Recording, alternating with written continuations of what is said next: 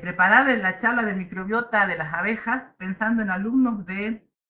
fisiología de insectos y entomólogos, y también que les interesaba mi trabajo. Entonces me tomé la licencia de organizar la charla teniendo en cuenta las dos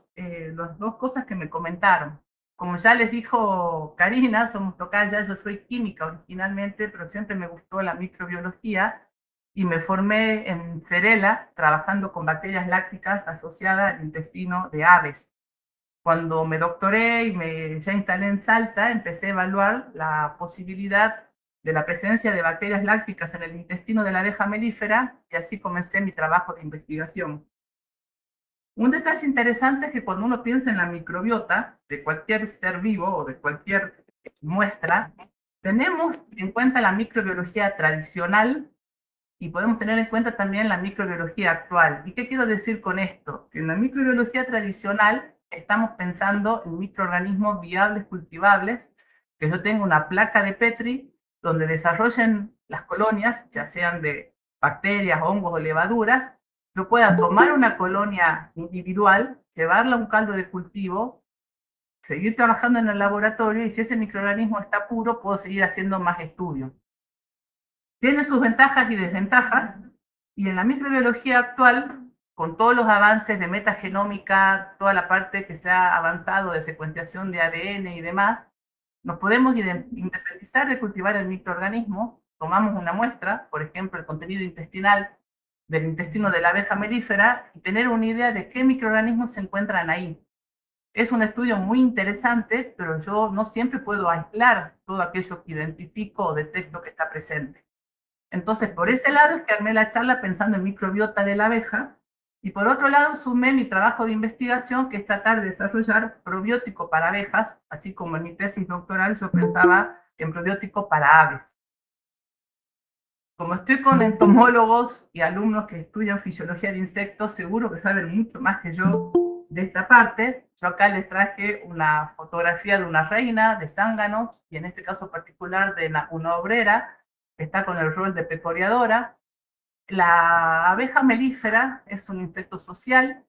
es vegetariana por naturaleza, como acabo de mencionar, tienen castas, está la reina, zángano y la obrera, que puede tener diferentes roles, entre ellos nodriza, pecoreadora. Un detalle interesante es que se supone que las larvas son inicialmente estériles. Las abejas que salen de la colmena van a estar en contacto con el aire, con el suelo, con las flores, con el polen, y de ahí van a ir adquiriendo también diferentes microorganismos. Y una cuestión que también no es menor, que cuando uno piensa en la colonia, la colmena es la casita, la colonia es es donde vive la colonia de abejas, podemos tener colonias entre 30.000 a 50.000, y en algunos casos se ha informado de hasta 80.000 integrantes, y esa colonia es nuestra unidad de estudio, no cada abeja en particular. ¿De dónde surge la microbiota que puede llegar a la abeja? Más allá de los tres grandes grupos que comentabas recién, la reina, que es una por colonia, los zánganos, que tienen un rol muy importante, pero de una vida relativamente corta dentro de toda la vida de la colonia, y las obreras, entre pecoreadoras y nodrizas. Esta fotografía la tomé de un artículo muy interesante de unos investigadores rusos que mostraban con este esquema cómo podían ir adquiriendo con las diferentes abejas que forman una colonia la microbiota que las va a colonizar o va a estar presente en su cuerpo, en su intestino. En azul está pintado lo que serían las nodrizas, en amarillo la obrera, y en verde serían todos los miembros de la colmena. La reina, los zánganos y las nodrizas van a estar con una vida particular dentro de la colmena, y van a tener una microbiota particular, mientras que las abejas pecoreadoras que salen al exterior van a estar en contacto con el néctar de las flores, con la superficie de las flores, con otros polinizadores, con el polen, y a su vez van a estar en contacto con diferentes agentes que le pueden llegar a generar alguna enfermedad, como diferentes virus, el hongo Ascosphaeras, Aspergillus, distintas especies de Nosema, especies de Varroa. Y cuando regresan de nuevo luego a la colonia, pueden llevar esos microorganismos que están en el exterior. La misma colmena tiene ingredientes que pueden favorecer la presencia o no de algunos microorganismos, como es el caso de la cera, la superficie, el bee bread, que es la papilla basta o pan de abeja, que se elabora con una combinación de polen y de microorganismos diferentes, y eso va llevando a que cada uno de estos integrantes tenga una composición microbiana particular. Yo empecé esta parte de ya hablar de la microbiota y empezar a dar algunos géneros y algunas especies de microorganismos, tratando de irme hacia atrás en el tiempo, sobre todo porque al inicio de la charla les comenté de la microbiología tradicional y la microbiología actual, donde hacemos tal vez muchos estudios muy interesantes, muy importantes, pero donde no se hace aislamiento. Y una de las pioneras en trabajar con la microbiota de las bacterias, la microbiota que acompaña a las abejas,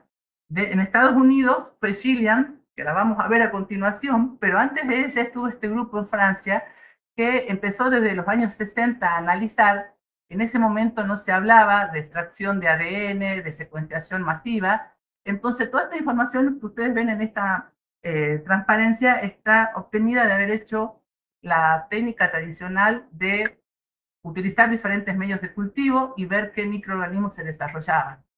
Con esas herramientas ya se hablaba de presencia de levaduras, de bacterias gram positivas, que en este momento se hablaba de Bacillus, Streptococcus y Clostridium, y también de diferentes bacterias gram negativas, donde se predominan Escherichia coli, Klebsiella, algunos hablan incluso de Shigella, Enterobacter, son muchos los autores en este milenio que también hablan de Enterobacter, y esta información se consiguió con esas técnicas tradicionales de cultivo. Ya en los años fines de los 70, Gillian comienza a ser una de las principales investigadoras que trabaja con la microbiota de la abeja, y cuando habla de bacterias pleomórficas, gran variables, ahí entrarían varias que hoy conocemos como bacterias lácticas y que a medida que se va avanzando en la parte de sistemática van apareciendo géneros nuevos.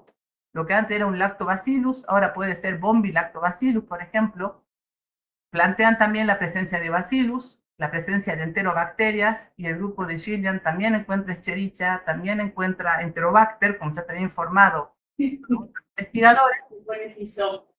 y comienzan a hacer también análisis de la presencia de diferentes hongos como Penicillium y Aspergillus y levaduras.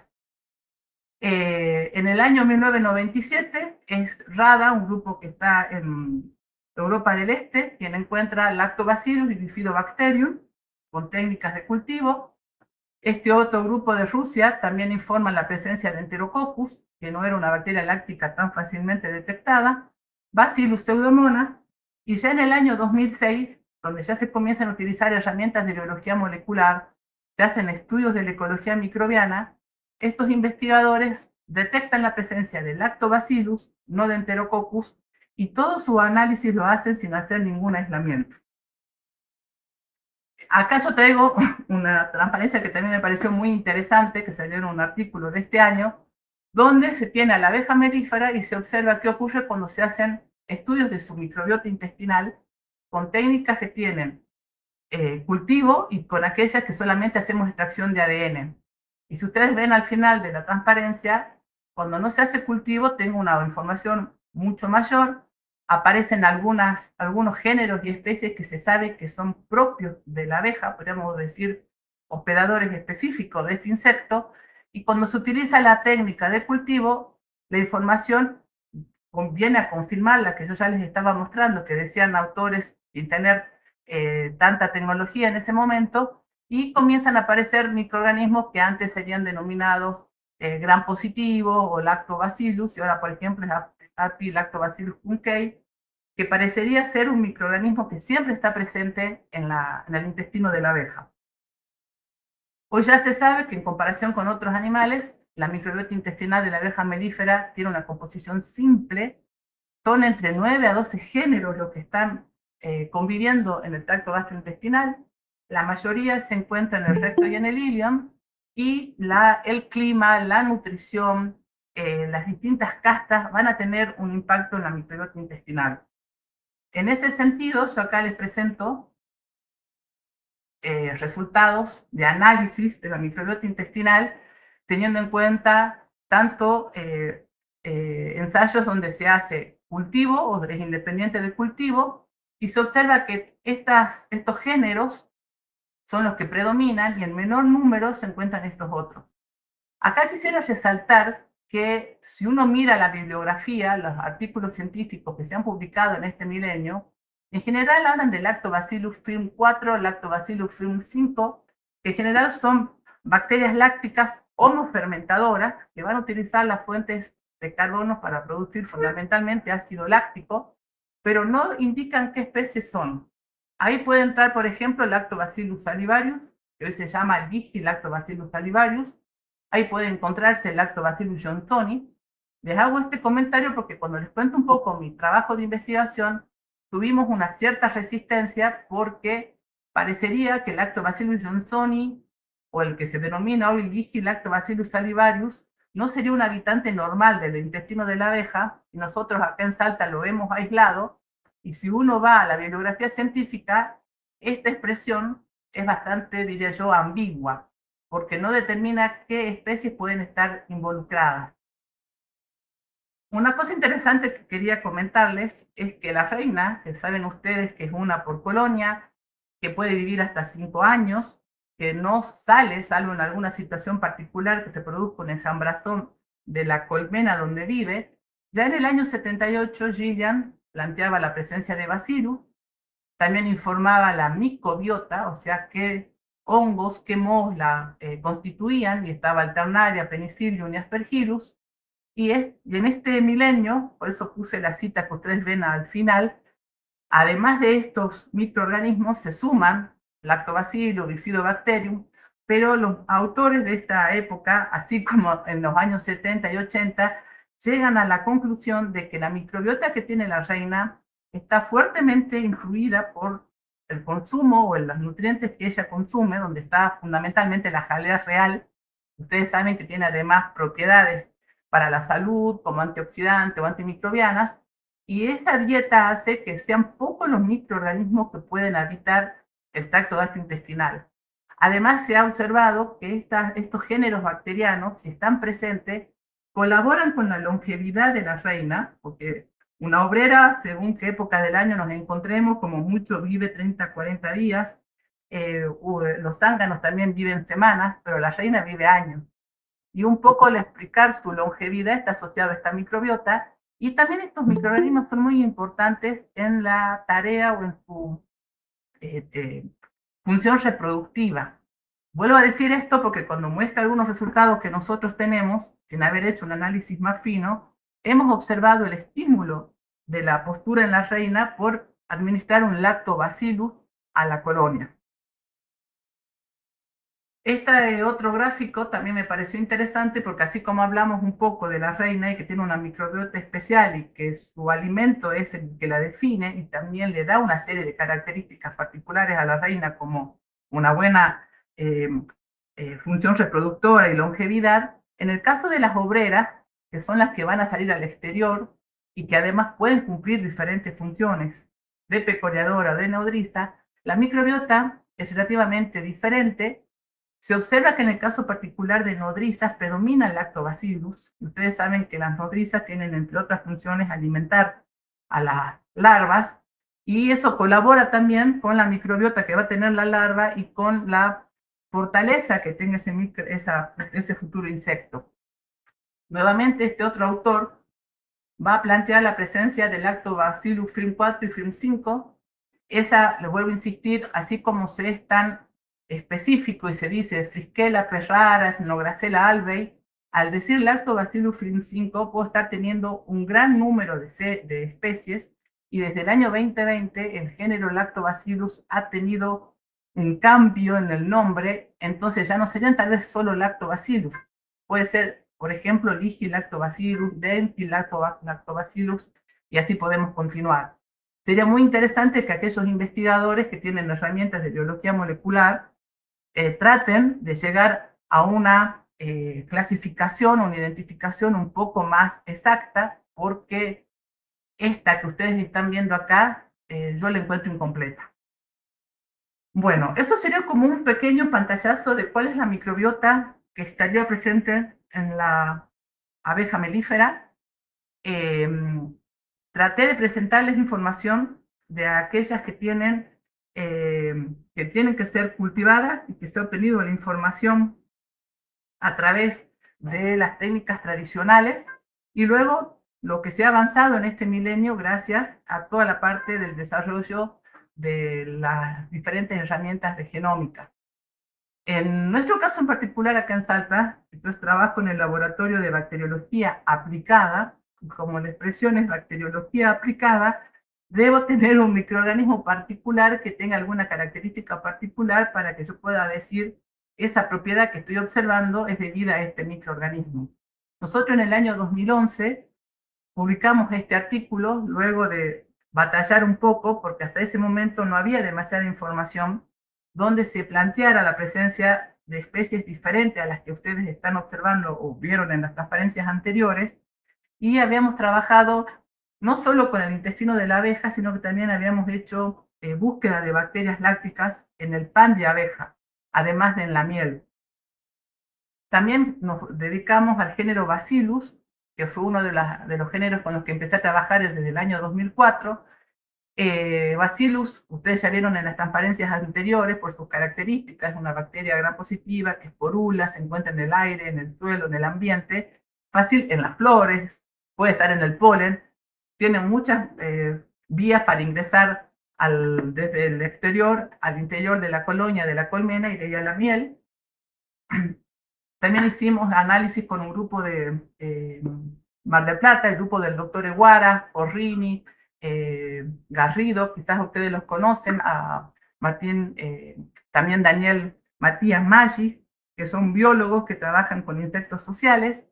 y en el caso particular de trabajo con ellos tratamos de evaluar no los microorganismos, sino los metabolitos que estos microorganismos sintetizan. Además, hicimos unos ensayos en colmenas. El artículo del 2011 fue aislar microorganismos, caracterizarlos, elegirlos por algún criterio, y ya en el artículo del año 2011 que estoy presentándoles aquí, fue administrarlos a las colmenas y ver qué ocurría. Como también hicimos los ensayos con bacterias del género Bacillus aisladas de muestras de miel, en el año 2016-2017 publiqué esta review en la revista Probiotics and Antimicrobial Proteins, donde contábamos un poco qué habíamos observado acá en el norte de Argentina con la administración de cepas aisladas, estudiadas, caracterizadas y seleccionadas en las colmenas de Apis mellifera.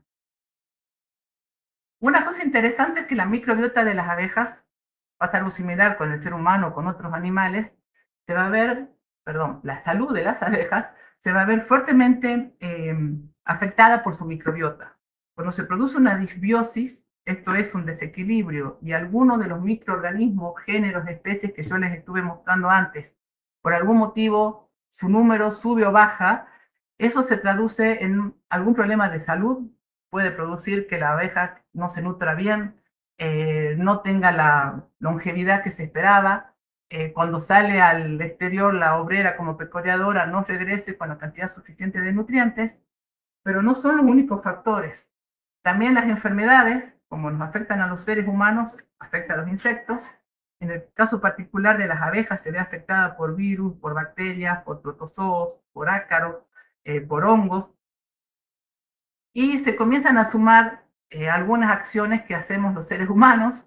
como puede ser una cría o una explotación intensiva, cuando la colmena se la trabaja para producir miel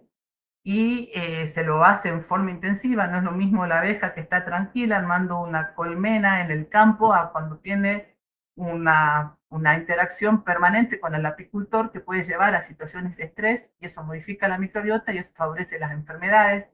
Las prácticas agrícolas donde se tiene monocultivos o se utilizan pesticidas que van a eliminar las vegetaciones comunes que suelen estar a los costados de los caminos o cerca de los montes. La nutrición va a estar influida por qué tipo de plantas, flores puede visitar la abeja, No todo el polen de las flores, ustedes ya lo saben, tiene la misma cantidad de nutrientes. A veces son deficientes en algún aminoácido en particular, en algún ácido graso. El clima también influye. Las antenas de los celulares, se ha observado que el desarrollo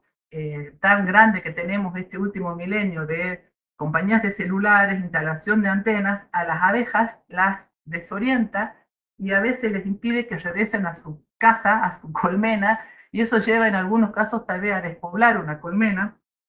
Y lo que les comentaba antes, las prácticas agrícolas, los monocultivos, lleva a que el uso exagerado de pesticidas e insecticidas también dañan a este polinizador clave. Cuando la abeja se estresa, yo encontré esta transparencia que me pareció muy linda, la lleva a que se torne sumamente susceptible a todos los agentes que yo les comentaba antes, patógenos, a las prácticas apícolas, a un uso exagerado de acaricidas, a residuos que pueden quedar cuando uno, como apicultor, recicla la cera para hacer nuevos cuadros, el clima, los nutrientes. Y esto lleva a que tengamos mortandad de las abejas. Este milenio se ha caracterizado porque a nivel mundial se ha observado en forma bastante alarmante una disminución en el número de colonias,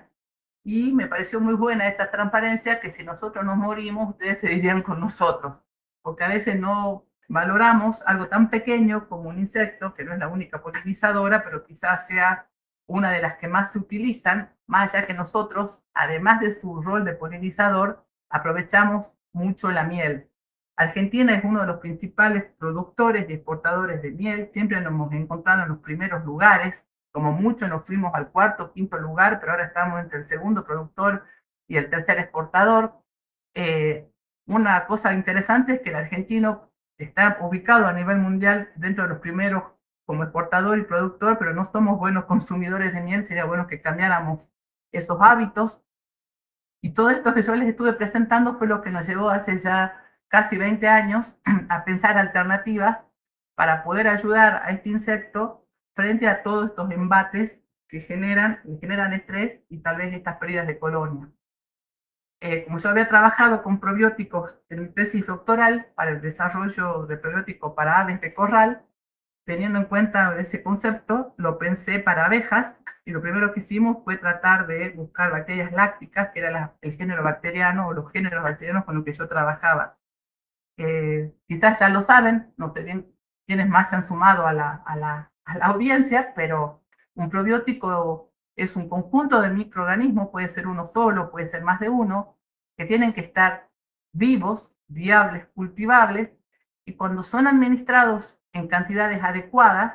a eso hablamos de dosis, le van a conferir al hospedador que los recibe un efecto beneficioso.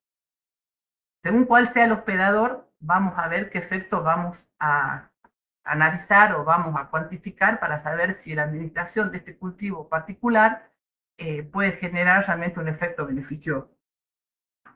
Un detalle interesante es que cuando uno habla de probiótico para aves, que fue mi caso de tesis doctoral, yo puedo hablar del ave como un individuo. Cuando hablamos del ser humano es un individuo, pero cuando hablamos de este insecto social,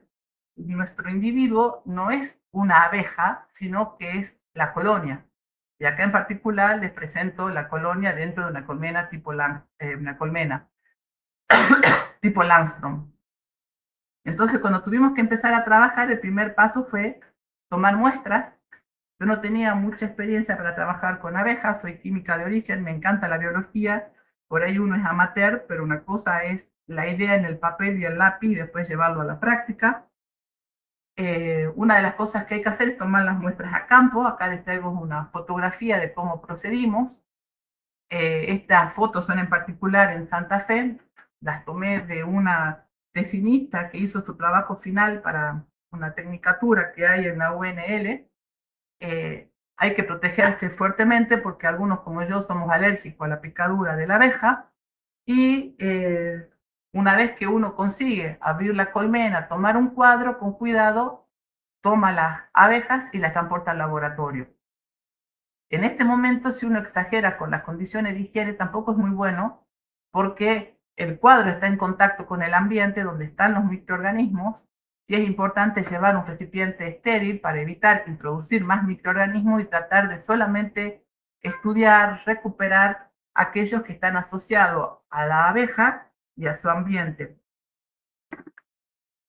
Una vez que llegamos al laboratorio se procede al aislamiento. Quizá ustedes ya lo saben, que cuando este insecto nos pica, es una actitud altruista, porque lo hace como un mecanismo de defensa, y al picarnos nos clava el aguijón, y con el aguijón viene todo el tracto gastrointestinal. Teniendo en cuenta esa situación, en el laboratorio colocamos las abejas un tiempo prudente, unos 15 minutos en la heladera, porque este insecto hiberna y con una disminución de temperatura se tranquilizan, y luego, tratando de trabajar en condiciones de esterilidad, con una pinza estéril tomábamos el aguijón y recuperábamos todo el tracto gastrointestinal, como se observa en la placa que está acá abajo. Una vez que teníamos el tracto gastrointestinal obtenido, obviamente el pobre insecto se murió, pero era el único modo de recuperar su contenido intestinal, se procedieron a hacer una serie de diluciones con diferentes diluyentes en el laboratorio, solución fisiológica, agua pertonada, 0,1% más en volumen, y lo importante era preparar diluciones porque cuando nosotros comenzamos con este trabajo no sabíamos en qué proporción, en qué concentración, número, bacterias lácticas, lactobacillus, enterococcus, se podían encontrar presentes. Entonces comenzamos con diluciones muy bajitas, por eso quizás ustedes ven acá -3. Si uno hace una analogía con la microbiota intestinal de un mamífero, entre ellos el ser humano, en el intestino tenemos 1 por 10 a la 13 unidades formadoras de colonia por gramo, o sea, son una cantidad muy grande de microorganismos. Hay que hacer diluciones bastante elevadas para poder aislar colonias independientes, y después elegir los medios de cultivo. Ahí está la expertise de cada investigador de qué medio de cultivo va a utilizar. Si uno busca bacterias del género Lactobacillus, trabaja fundamentalmente con el medio MRS, y además hay que respetar la atmósfera de cultivo porque estos microorganismos son microaerófilos. Entonces, si yo utilizo un buen medio de cultivo, pero no tengo en cuenta la temperatura de incubación o la atmósfera en la que tiene que desarrollarse, tal vez no voy a tener éxito en el aislamiento. Luego que aislamos estos microorganismos, un error muy común que observo cuando me toca evaluar artículos científicos o tesis doctorales es que si se aisló una bacteria láctica, por ejemplo, Lactobacillus, creer que ya ese Lactobacillus es un probiótico. Cuando uno aísla una bacteria láctica, una cepa en particular, lo único que tiene es una cepa. Vamos a ver si es probiótica una vez que la estudiemos, que la elijamos por algún criterio de selección, que la identifiquemos, y cuando la administremos en el hospedador tengamos algún efecto beneficioso para ese hospedador. Hasta tanto eso no ocurra, no es un probiótico, sería un potencial probiótico. Y como yo le mostraba en la transparencia de definición de probiótico, tiene que estar viable, tiene que estar vivo. Eso quiere decir que tiene que llegar hasta el intestino o el lugar que me interesa que haga su acción, con la capacidad de aumentar el número.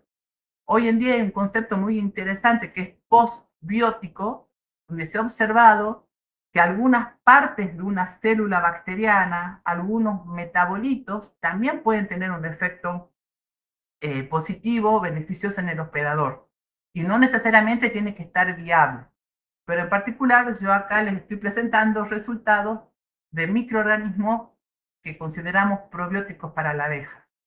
¿Por qué les traigo esta transparencia? Porque uno de los pasos que tuve que dar antes de llegar a la colmena, a campo, fue ver si estas células que yo había aislado del intestino de abeja acá en Salta, se mantenían viables, se mantenían vivas en el vehículo que iba a utilizar para introducirlas en la colonia. Y habíamos elegido con un grupo de Jujuy trabajar con un jarabe. Ese jarabe se preparaba con el azúcar de mesa, no hacía falta un azúcar de mayor pureza, el azúcar común que ustedes compran, y fuimos pensando diferentes proporciones de azúcar, y esto se hizo porque este grupo en particular de apicultores en Jujuy solía alimentar, estimular la colmena, a la colonia. Después trabajamos muchos años después, casi 10 años después, con un grupo en Cachi, acá en Salta, que tiene aparte una microbiota, perdón, además de microbiota, flora y clima particular. Estamos a una gran altura, un clima muy seco, cálido, pero baja el sol y ya tenemos temperaturas muy cercanas a 0 grados a veces. Y estos apicultores no hacían este tipo de trabajo. Estos apicultores seguían la colmena o la colonia sin utilizar alimentadores tipo Doolittle, y además no siempre estimulaban la colmena, le dejaban que continuara su vida como si fuera, podríamos decir, una colonia salvaje. Como este primer ensayo lo hicimos con un grupo que sí tenía esa costumbre, se analizó la viabilidad de las bacterias elegidas en diferentes proporciones de azúcar. Acá probamos 125 gramos, cuarto kilo, medio kilo de azúcar, y observamos cuánto tiempo la cantidad de células se mantenía viable. Y si ustedes observan, va pasando el tiempo y esa osmolaridad, esa concentración elevada de azúcares, y sin otro nutriente, a la célula microbiana, bacteriana, la afecta y comienza a morir. Esto nos permitió definir que íbamos a trabajar con 125 gramos por litro, perdón, por 100 mililitros de agua, y pensando que cuando la administráramos en la colmena, en 24 horas en un día, las abejas lo iban a consumir. Una vez que determinamos esto, preparamos los cultivos en el laboratorio, se los combinó con esta proporción de azúcar y llegamos a una concentración de 10 a la 6, 10 a la 7, para que finalmente tuviera un valor final en la colonia de 10 a la 6. La cepa que habíamos elegido, si ustedes ven acá que parecen como espaguetis que se han adherido entre ellos, era una bacteria muy particular porque no todas tienen esa característica. No todas las células tienden a adherirse, a pegarse entre ellas. Esto lo vimos al principio de los estudios y en una tesis doctoral que se rindió en el año 2018, se estudió con mucho más detalle qué era lo que tenía en la envoltura celular esa bacteria en particular para que pudiera adherirse y dar lugar a este tipo de fotografías que además son preciosas. Observamos que tenían estructuras muy particulares en la envoltura celular. Las bacterias gram positivas tienen una membrana citoplasmática y una pared celular muy grande, y en particular esta cepa tenía una composición de unos, podríamos decir, glicolípidos, y también de unas glicoproteínas que cuando las tratábamos con tripsina, cuando las tratábamos con cloruro de litio, algunas de esas características se perdían. Entonces empezamos a analizar qué es lo que tenía en la envoltura para que tuviera este tipo de comportamiento cuando nosotros la trabajamos en el laboratorio. Luego de haberlas trabajado en el laboratorio, de haberlas preparado, aplicábamos en colmenas. Y acá es muy importante el diseño estadístico y el tener siempre un control.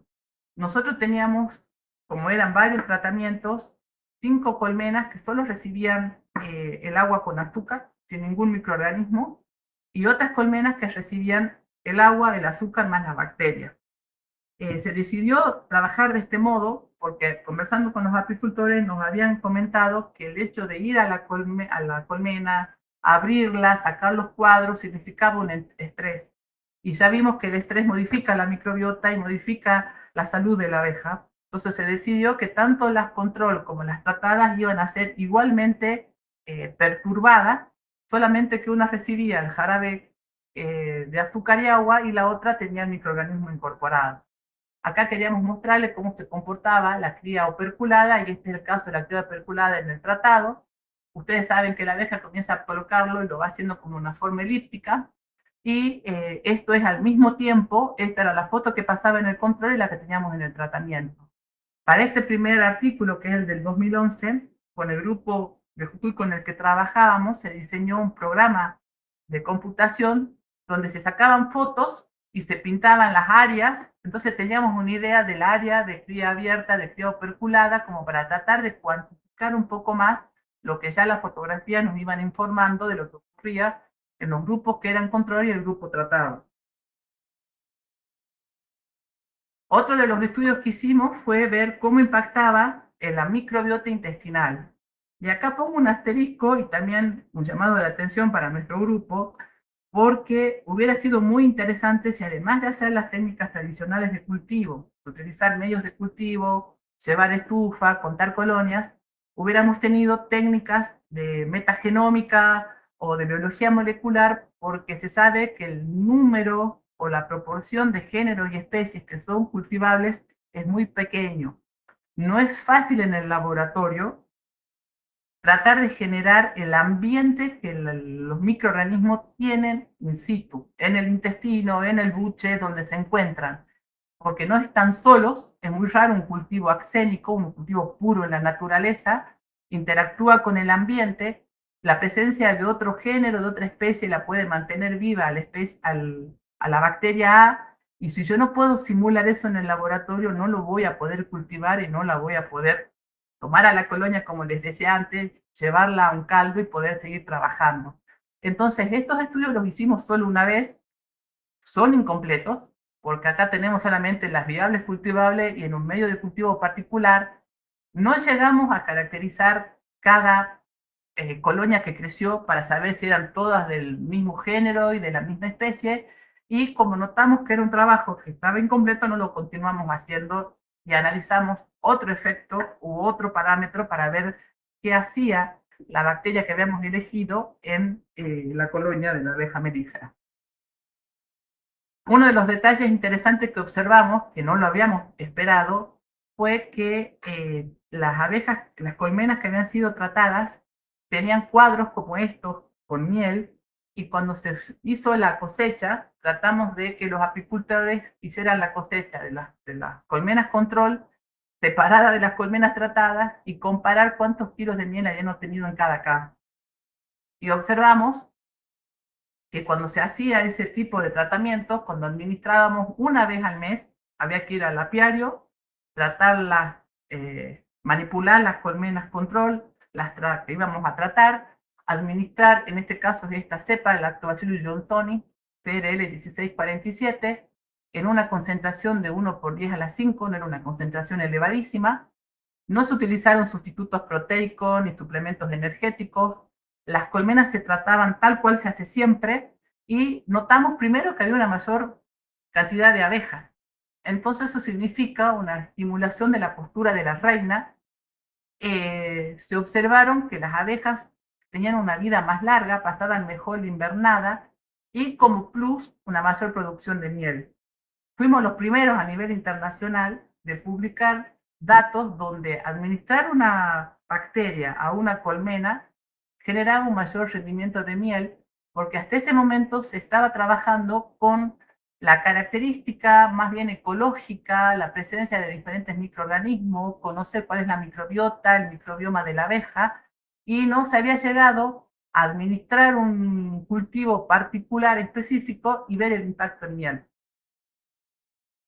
Otras actividades que hemos desarrollado también es empezar a analizar el ADN de estas cepas que tienen estas características particulares para tratar de encontrar algún gen que tenga alguna función particular que favorezca esta estimulación de la postura de la reina, más abejas, que estén con mejor calidad, digamos, de vida para pasar la invernada. Actualmente hay una tesis doctoral en desarrollo donde estamos estudiando, con la codirección del doctor Julio Villena, que quizá lo conocen de Cerela, cómo impacta la alimentación de la colonia en características como cuerpo graso de la abeja, que está muy asociado con su sistema inmune, con el grupo del doctor Michelou del INTA acá en Salta, que él es veterinario patólogo, si bien no trabaja con insectos, ha tenido la deferencia hace ya un par de años de estar dándonos una mano con toda la parte de las eh,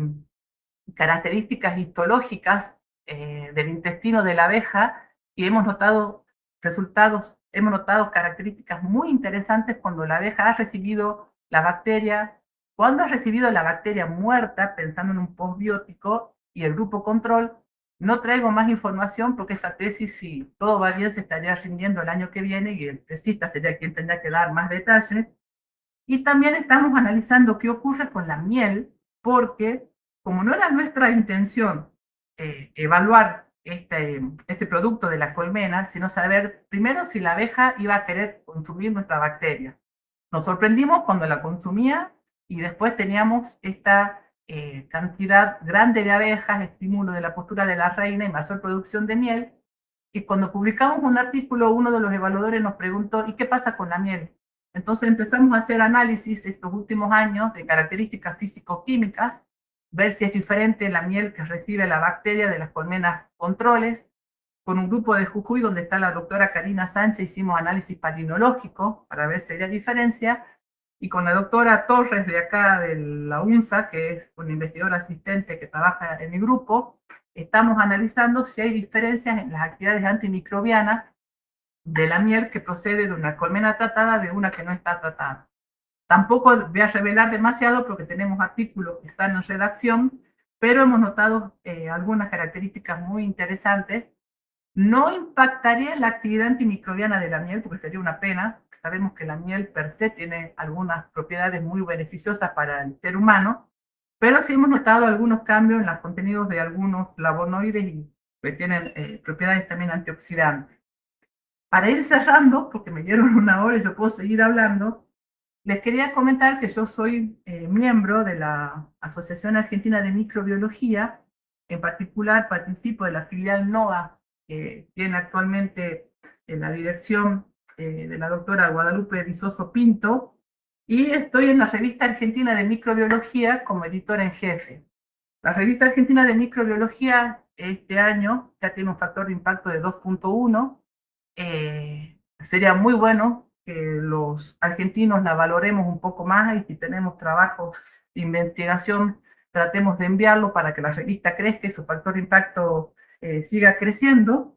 Y muchas gracias por la atención.